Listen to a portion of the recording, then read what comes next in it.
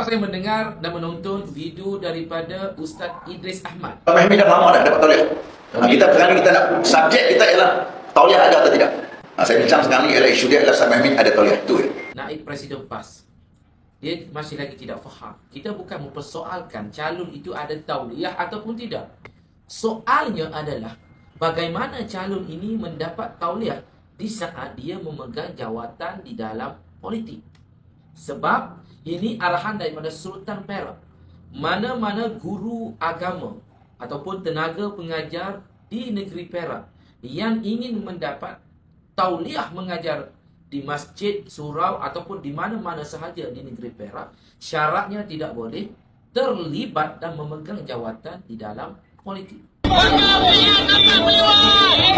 Soalnya sekarang, kenapa calon itu, sedangkan dia memegang jawatan yang dipertua PAS kawasan Tapoh, tetapi tetap mendapat tauliah?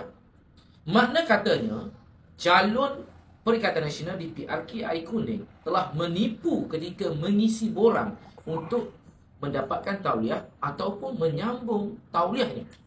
Kerana buktinya telah ada tauliah calon Perikatan Nasional ini sehingga tahun 2029. Startnya bila sambungannya? 2024. Makna katanya ketika tahun 2024, ketika sesi penyambungan tauliah itu, calon PRK Air Kuning daripada Perikatan Nasional telah menipu ataupun tidak declare dia telah memegang jawatan sebagai yang dipertua PAS kawasan Tapoh dan pengurusi Perikatan Nasional Tapoh.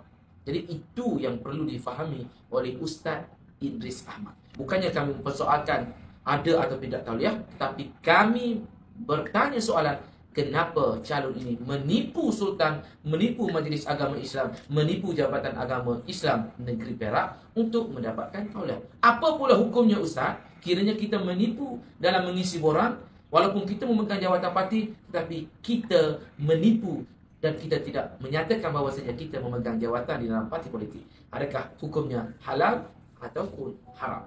Itu yang dipersoalkan.